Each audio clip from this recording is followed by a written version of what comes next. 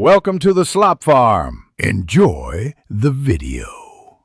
In this video, I will explain how to use Fibonacci time zones on TradingView.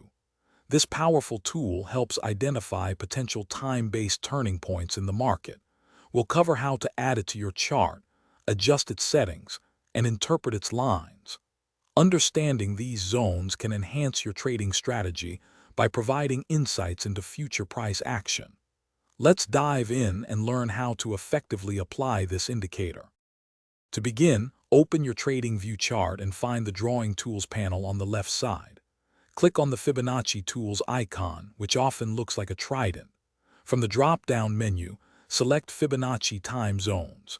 Next, you'll need to click on two key points on your chart, typically a swing low and a swing high, to establish the base for the time zones. This action will automatically draw the vertical lines across your chart. Once drawn, the vertical lines of the Fibonacci time zones represent potential periods where significant price action or trend changes might occur. These are not exact predictions, but rather areas of increased probability.